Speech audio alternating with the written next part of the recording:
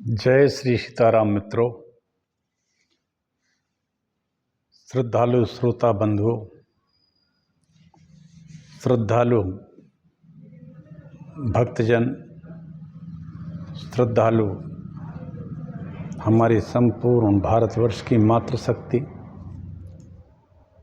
सभी धर्म प्रेमी सज्जनों, सनातन प्रेमियों, संपूर्ण देशवासियों, आइए हम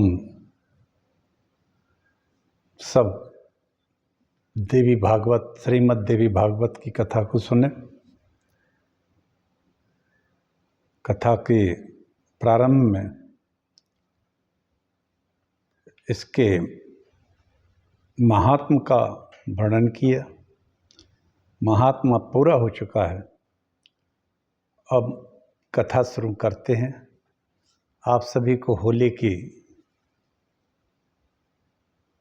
शुभकामनाएं। कहते जरूर हैं, दशहरा आता है उस पर कहते हैं कि दशहरा का मतलब है बुराई पर अच्छाई की जीत। इसी तरह जब भी कोई त्यौहार आता है तो उसका एक स्लोगन सा बन गया है, त्योहार का मतलब बुराई पर अच्छाई की जीत। ये खैर बुरा भला क्या होता है, ये तो इसकी व्याख्या अपने अपने हिसाब से होती है। होलिका दहन एक तरह से भक्त की और अभक्त की, विष्णु भक्त प्रहलाद जी की और उनके पिता हिरण्यकशिपु की कथा में ये सब होता है। इन सब के मूल और सार में अर्थ यही है कि व्यक्ति को भगवत भक्त होना चाहिए। व्यक्ति भगवत भक्त होता है तब वो मनुष्य या मानव की श्रेणी में आता है। यदि वो ये नहीं होता तो दो पैरों का पशु होता है केवल। इसी के साथ मैं अपनी कथा शुरू करूंगा। मैं मित्रों,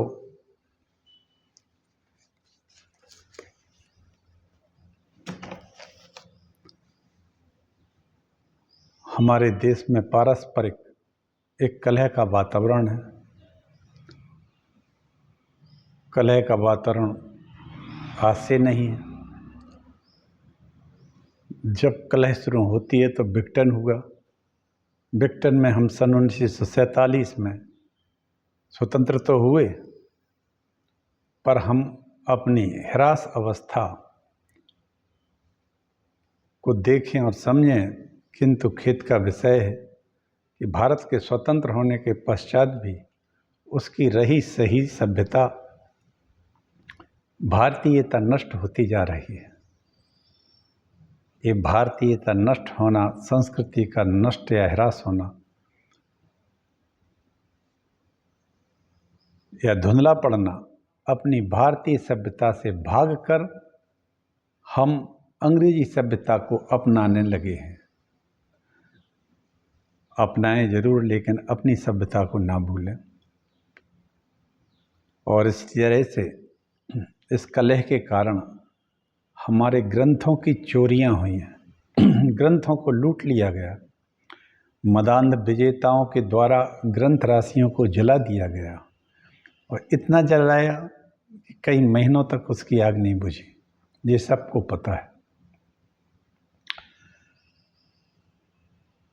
तो मित्रों, क्वचित धर्मः, क्वचित मैत्री, क्वचित अर्थः, क्वचित यशः, कर्माभ्यासः, क्वचित चेति चिकित्सा नास्ति निष्फला। आयुर्वेद को भी इसी तरह से नष्ट किया गया और यह वेद बहुत सीमित रह गया। आयुर्वेद परिणाम स्वरूप आयुर्वेद ह्रास को प्राप्त हुआ। शासकीय संरक्षण भी इसको नहीं मिला, एलोपैथी को ज़्यादा मिला। चलिए, हमको अपने अस्तित्व के लिए लड़ना चाहिए, बचाना भी चाहिए। और ये हमारे महान ग्रंथ जो हैं हमें अपनी भारतीयता की ओर ले जाते हैं, हम अपने आप को पहचानने की पूर्ति करते हैं, साधना है, साधन है ये। इसी तरह हमारे सनातन धर्म में 18 पुराण हैं। 18 पुराणों में से 5वां पुराण है श्रीमद् देवी भागवत। इस श्रीमद् देवी भागवत की कथा मैं शुरुआत से कर रहा हूँ, आप लोग सुनिए मित्रों। श्रीमद् देवी भागवत अद्भुत ग्रंथ है, यह शिरोमणि है पुराणों का। इसमें माता पार्वती का, माता जगदम्बा का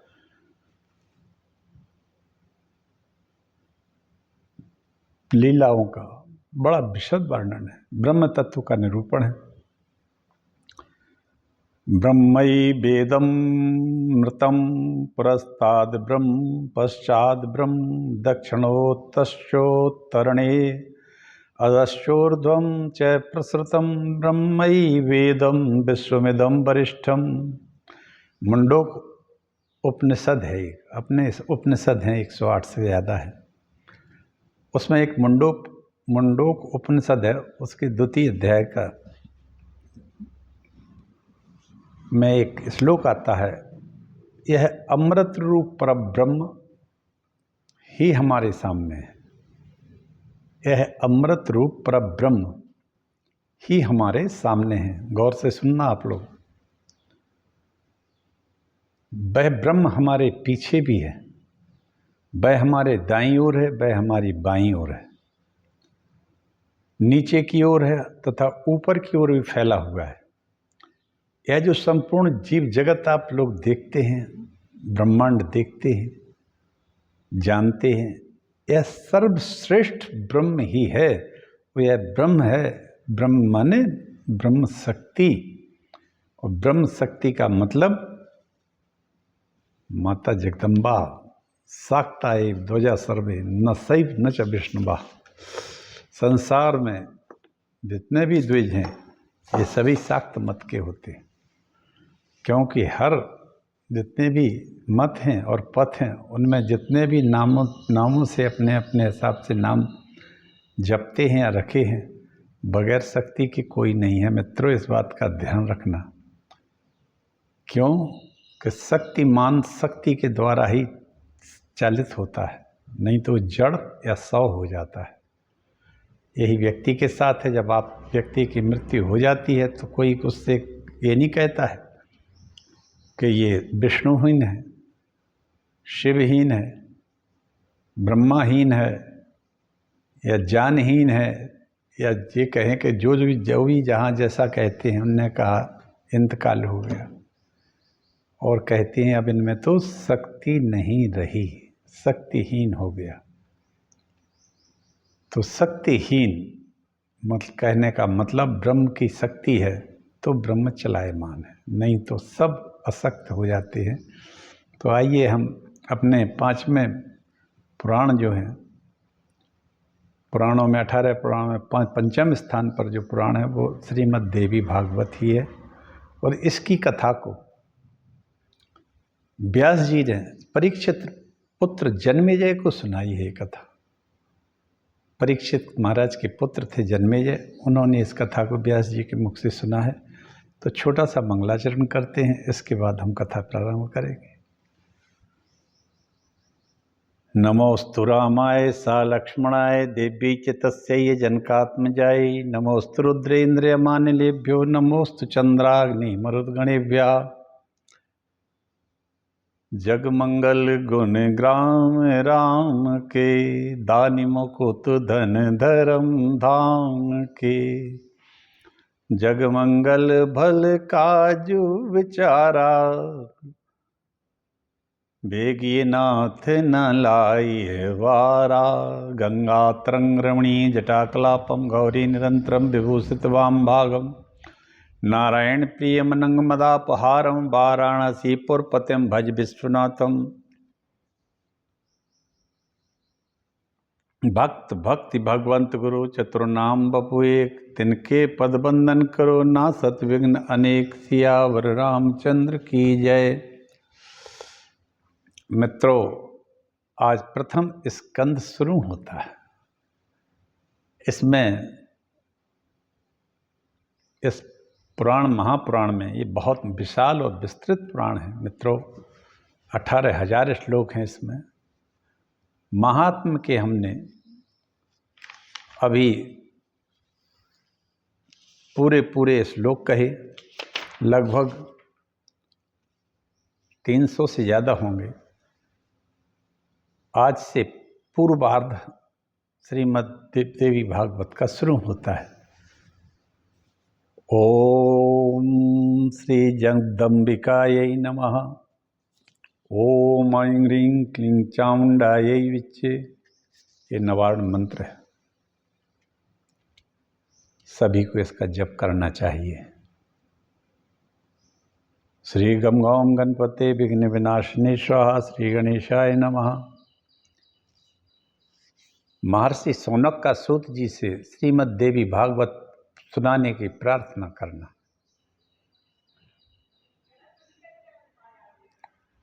आइए एक श्लोक आप सब लोग गौर से और ध्यान से सुने, और इसको चाहें तो नोट कर लें, और यदि चाहें तो इसको आप लिख भी सकते हैं।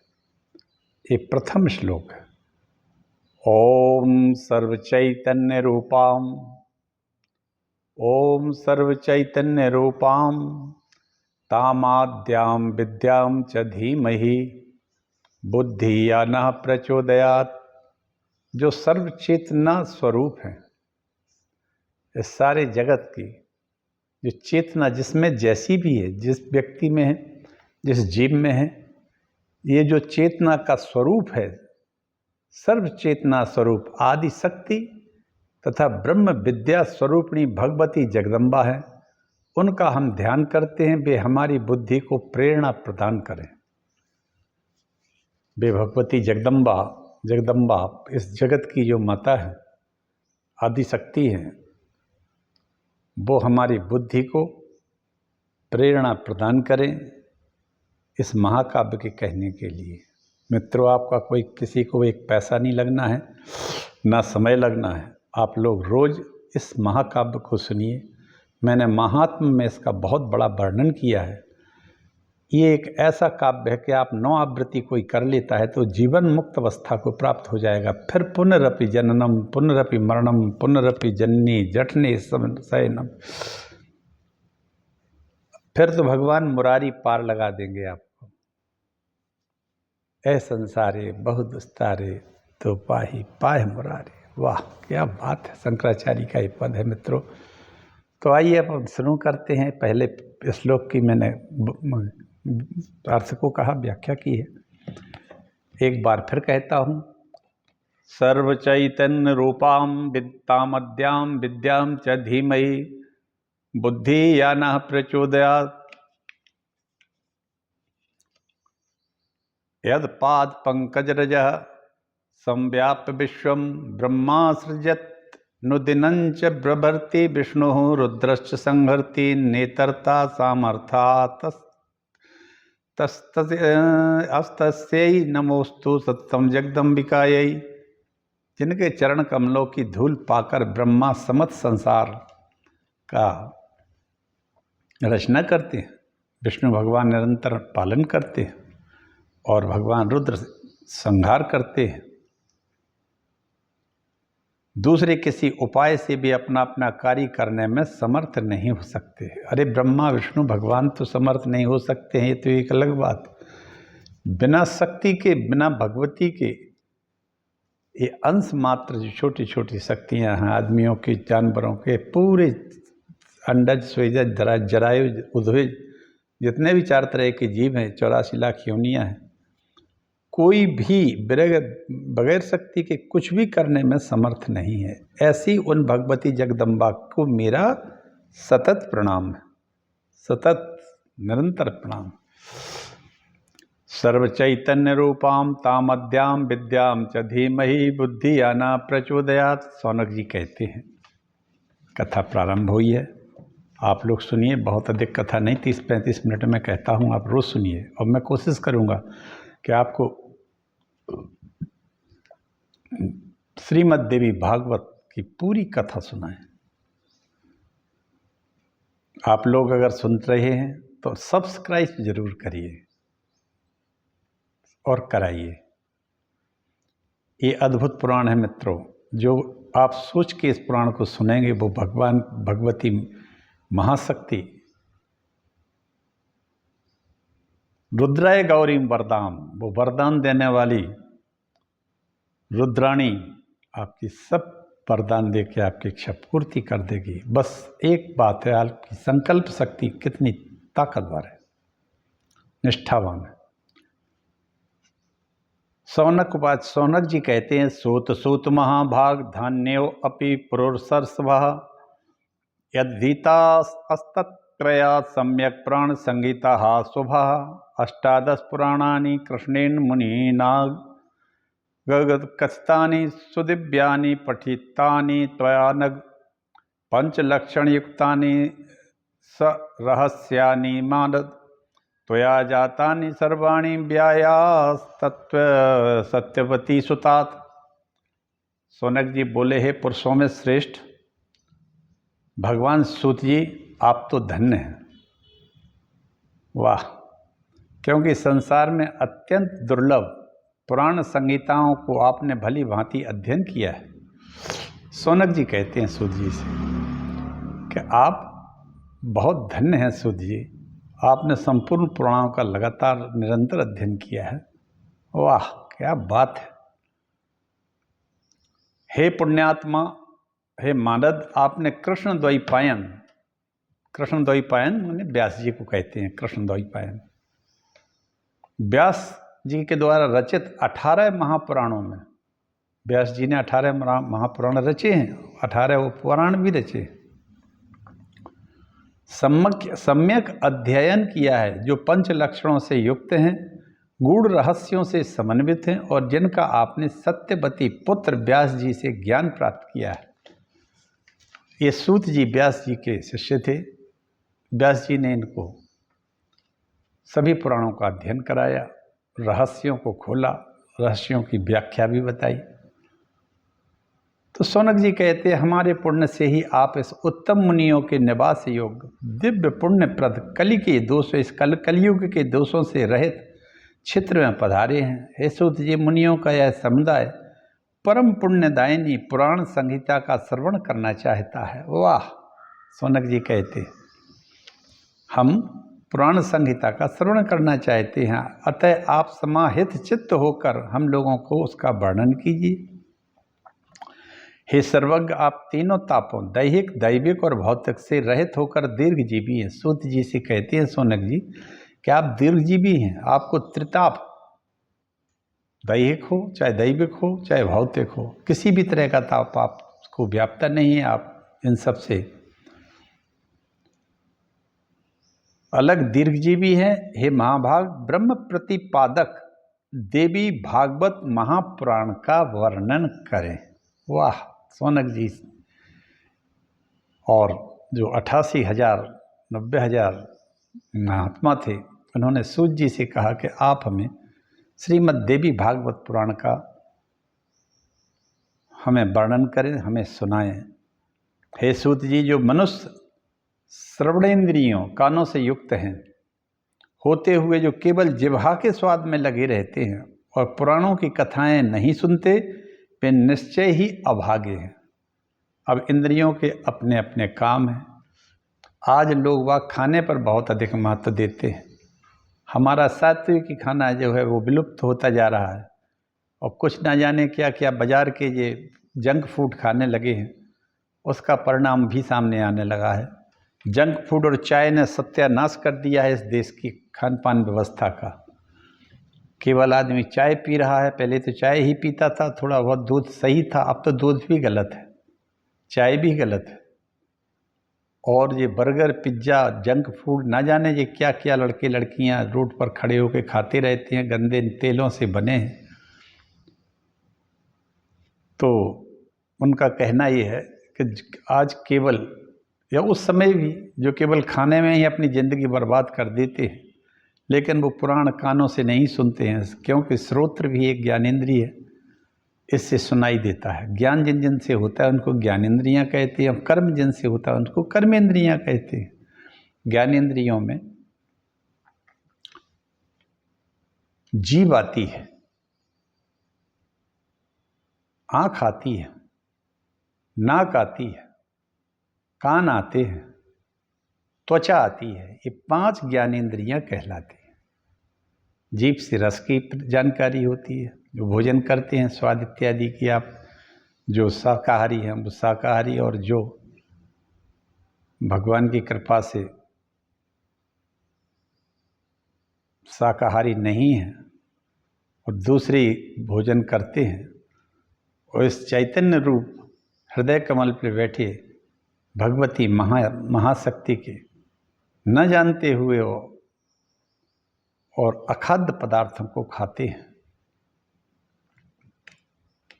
तो कहने का मतलब ये है कि जो स्वाद में ही लगे रहते हैं, जो पुराण की, भगवान की लीलाओं की कथाएं नहीं सुनते, निश्चित ही समझो कि भारतवर्ष में जन्म लेना उनके लिए इससे ज़्यादा अभाग्य और कुछ नहीं है। महाअभागे लोग हैं जो भारत में जन्म लेने के बाद शाकाहारी नहीं है।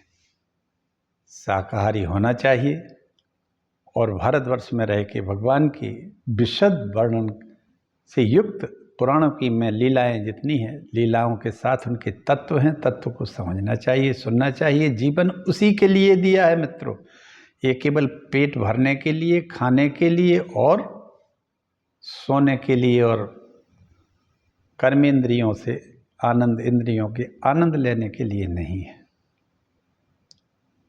ब्रह्मणस्य ही देहो क्षुद्र कामाय नेष्यते, भागवत में कहा है 11वें स्कंद में कि खास तौर पे, वैसे तो मनुष्यों का ही, पूरे मनुष्यों के लिए है ये श्लोक, लेकिन ब्राह्मणों के लिए विशेष है। ब्रह्मणस्य ही देहो क्षुद्र, छोटे छोटे कामों के लिए ब्राह्मण का जन्म नहीं दिया जाता है। एक कई करोड़ जन्मों के पुण्यों के बाद प्रारब्ध स्वरूप आपको ब्राह्मण जाति में जन्म मिलता है। तो अगर मिल गया है तो फिर आप उसी के अनुसार आचरण करिए। गीता में ब्राह्मण धर्म बड़ा विशद कहा है, मैंने पूरी गीता पर पूरा भाष्य बोला था पिछले साल। आप उस मेरे यूट्यूब चैनल पर जाके देख सकते हैं। मेरा यूट्यूब चैनल है हरि बोल डॉक्टर राजेंद्र मिश्रा, आप मिल जाएगा। तो वे अभागे हैं, जैसे षड्रस के स्वाद से जिह्वा को आनंद आता है, जैसे ही रस हमारे जीभ में भोजन पहुंचता है तो रस का पता लग जाए। स्वादिष्ट है, खट्टा है, मीठा है, तीखा है, कटु है, तिक्त है, लवण रस युक्त है, जो भी रस है, 6 रस है।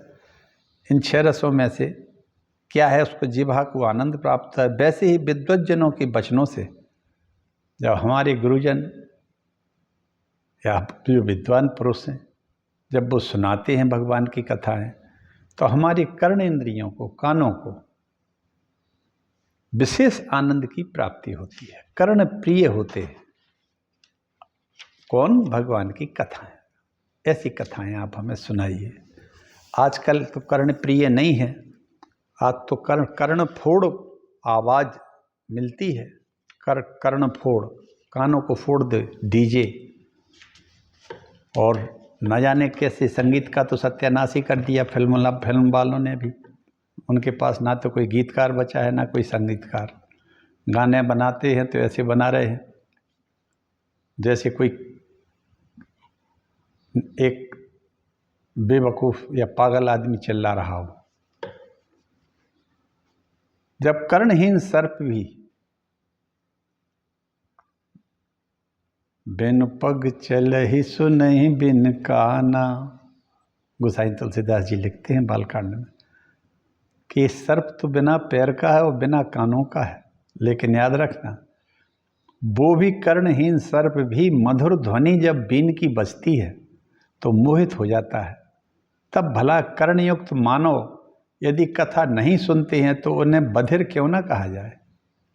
जिनके पास कान है, सही है, इसके बावजूद भी वो भगवान की कथा नहीं सुनते तो उनको ये कहें कि वो घोर बहरा है, गूंगा बहरा दोनों है। हे सौम्य, समाहित चित्र होकर कथा सुनने की इच्छा से सभी द्विजगण कलिकाल के भय से पीड़ित हो इस नैमिषारण्य में उपस्थित हुए हैं। एक कथा नैमिषारण्य में हो रही है मित्रों। इसके पहले मैंने नरसिंह पुराण कहा था, बड़ा बड़ा बड़ा ही सुंदर था, और वो नरसिंह पुराण भरद्वाज मुनि के आश्रम में सुनाया था। मार्कंडेय जी ने भरद्वाज मुनि के आश्रम में भरद्वाज मुनि को सुनाई थी नरसिंह पुराण की। बड़ी कथा, बड़ी विशद कही मैंने, पूरा नरसिंह पुराण जितना हमें उपलब्ध था कहा है। ये कथा हो रही है नैमिषारण्य क्षेत्र में। और नैमिषारण्य क्षेत्र क्या है?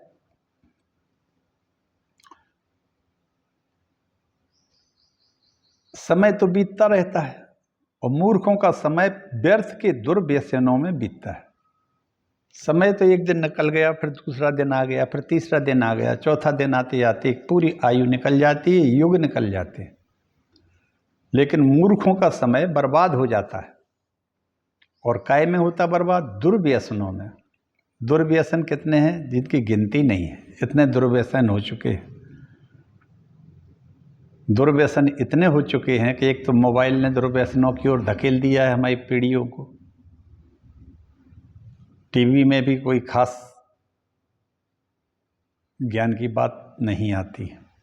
कलह के सीरियल चलते रहते हैं, हर ग्रह कलह शुरू हो गया है और पूरे परिवार टूट गए हैं जो सम्मिलित परिवार थे।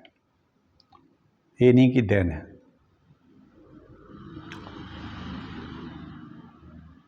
लेकिन विद्वानों का समय शास्त्र चिंतन में भी जाता है। शास्त्रों में वेद शास्त्र सात्विक, मीमांसा राजस और न्याय शास्त्र तामस कहा गया है मित्रों, क्योंकि यह हेतुवाद से परिपूर्ण है। वेदांत को सात्विक शास्त्र, मीमांसा जिसमें मीमांसा है इनकी, उसको राजस कहते हैं, न्याय शास्त्र को तामस कहा गया है। इस प्रकार हे सोम, आपके द्वारा कहे गए पुराण कथा भेद से 3 गुण वाले और 5 लक्षणों वाले हैं। आपने यह भी बताया कि उन पुराणों में ऐसे देवी भागवत 5वां पुराण है। तत्र भागवतम पुण्यम पंचम वेद संहितम कथितम यतत्वा पूर्वम सर्वलक्षण संयुतम। आपने यह भी तो बताया है कि उन पुराणों में 18 पुराणों में श्रीमद् देवी भागवत 5वां पुराण है,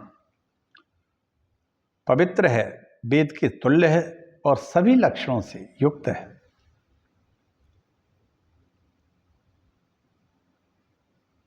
उस समय आपने प्रसंगवश अत्यंत अद्भुत मुमुक्षु जनों के लिए मुक्तिप्रद मनोरथ पूर्ण करने वाले, धर्म में रुचि उत्पन्न करने वाले जिस पुराण को संक्षेप में कहा था, उस उत्तम पुराण के विस्तार पूर्वक कहिए। उस दिव्य कल्याणमय देवी भागवत, श्रीमद् देवी भागवत पुराण को हम सभी द्विजगण आदर पूर्वक सुनने की इच्छा रखते हैं। हे धर्मज्ञ, गुरुभक्त एवं सत्वगुण से संपन्न होने के कारण आप कृष्ण द्वैपायन के द्वारा कही गई इस प्राचीन संहिता का ज्ञान पूर्णतः प्राप्त कर चुके हैं। ऐसा सौनक जी कह रहे हैं सूत जी से कि आप इस महान पुराण संहिता का ज्ञान पूरा आपको प्राप्त हो चुका है वेद व्यास जी के द्वारा। अतः आप मुझसे कहिए, जिस प्रकार देवता लोग अमृत पान करते हुए तृप्त नहीं होते, हम लोग भी आपके मुखारविंद से निकली कथाएं सुनी, किंतु हम अभी तक तृप्त नहीं हुए। हम तृप्त नहीं होते हैं आपकी जो कथा है सूत जी। उस अमृत को तो धिक्कार है जिससे के पीने से कभी मुक्ति नहीं होती है, अमर तो हो जाता है, परंतु इस भागवत रूपी कथा सुधा के पान से मनुष्य शीघ्र ही भव सागर से, संकट से मुक्त हो जाता है। हे सूत जी, अमृत पान के लिए तो हजारों प्रकार के यज्ञ किए गए, फिर भी शांति नहीं मिलती है। यज्ञों का फल केवल स्वर्ग तक सीमित है और फिर लौटना पड़ता है मृत्यु लोक में, और इस आवागमन के चक्र में आना जाना लगा रहता है। मकानाम ही फलम स्वर्ग, स्वर्गात् प्रत्यवनम पुनः एवं संसार चक्रे अस्मिन् भ्रमणम च निरंतरम।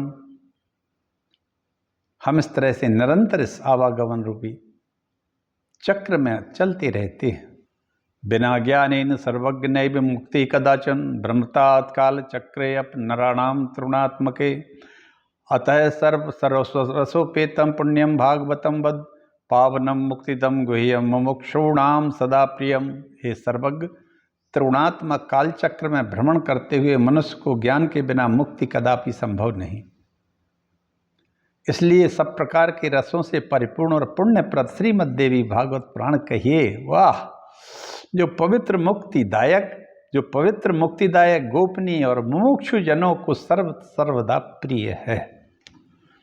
अतः सर्वरसोपेतम पुण्यम भागवतम वद, कहिए भागवत को, पावनम मुक्तिदम गुह्यम मुमुक्षुणाम सदा प्रियम। वाह वाह, क्या बात है, पवित्र है, मुक्तिदायक है, गोपनीय और मुमुक्षु जनों को सर्वदा प्रिय है।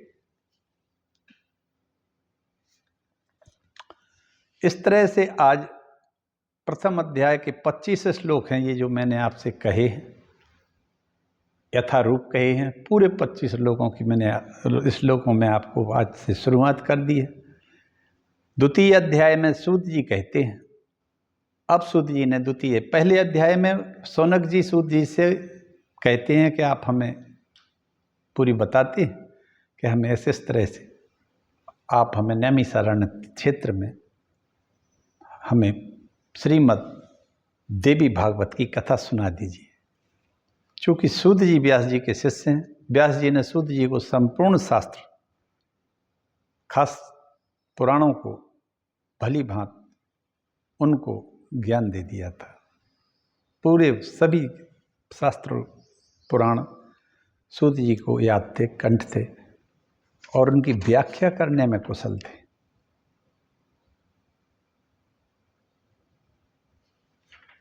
चलिए द्वितीय अध्याय को थोड़ा आगे बोलते हैं।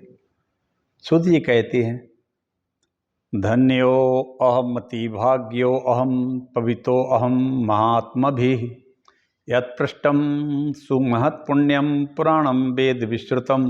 सूत जी कहते हैं, हे मुनियो, मैं धन्य और महान भाग्यशाली हूँ। सूत जी कहते हैं सभी मुनियों से, क्योंकि सत्र जो चलते थे इसमें 90,000 से ज़्यादा नैमिषारण्य तीर्थ में महात्मा इकट्ठे रहते थे, जहाँ सूत जी पुराण वक्ता व्यास की पीठ पर बैठ के कह रहे हैं कि मैं धन्य हूँ, महान भाग्यशाली हूँ। आप महात्माओं ने वेद विश्रुत तथा अत्यंत पुण्यप्रद श्रीमद् देवी भागवत महापुराण के लिए संबंध में प्रश्न करके मुझे पवित्र बना दिया। आह, सूत जी कहते हैं शौनक जी से और सभी ऋषियों से कि मैं तो धन्य हो गया हूँ जो आपने मुझसे देवी भागवत पुराण के कहने के लिए कहा, और मुझे तो पवित्र ही बना दिया आपने। इसलिए मैं सभी वेदों के तात्पर्य से युक्त सभी शास्त्रों और आगमों के रहस्यमय रूप सर्वोत्तम श्रीमद् देवी भागवत महापुराण को आप लोगों से कहता हूँ। तदहम संप्रवक्ष्यामि सर्वश्रुत्यर्थ सम्मतम रहस्यम सर्वशास्त्राणाम आगमानाम अनुत्तमम। हे द्विजगण, नत्वा तत्पद पंकजम सुललितम मुक्तिम प्रदम योगिनाम ब्रह्माद्यैरपि सेवितम स्तुति परैर्ध्यैरेयं मुनीन्द्रैः सदा वक्ष्यामद्य सविस्तरं बहुरसं श्रीमत्प्राणोत्तमं भक्त्या सर्वरसालयं भगवती नाम्ना प्रसिद्ध्यं ध्वजा। हे द्विजगणों, ब्रह्मा विष्णु महेश से सेवित स्तुति परायण मुनिजन के सतत ध्यान करने योग्य तथा योगियों को भी मुक्ति देने वाले भगवती के सुंदर कोमल चरण कमलों में प्रणाम करके, वाह, मैं अब उस उत्तम पुराण का भक्ति पूर्वक विस्तार से वर्णन करूंगा जो सभी रसों से युक्त, शोभा संपन्न और सभी रसों का निधान है एवं श्रीमद् देवी भागवत के नाम से प्रसिद्ध है। एवं देवी भागवत श्रीमद् देवी भागवत के नाम से प्रसिद्ध है। मैं उन भगवती के चरण कमलों का स्मरण करके अब मैं आप लोगों को विस्तार से श्रीमद् देवी भागवत सुनाऊंगा, वर्णन करूंगा। इसी के साथ मित्रों, आज मैं अपनी वाणी को विराम देता हूं। कल से हम इसको आगे कथा को कहेंगे। 2 अध्याय का 3 श्लोक है। वैदिक मार्ग के अनुसार जिसे विद्या कहते हैं, जो सर्वदा आदि शक्ति कही जाती है, जिन्हें योगी लोग पराशक्ति भी कहते हैं। वैदिक मार्ग के अनुसार उसको विद्या, ब्रह्म विद्या कहते हैं, जो सर्वदा आदि शक्ति भी कही जाती है। सर्वस्याद्या महालक्ष्मीर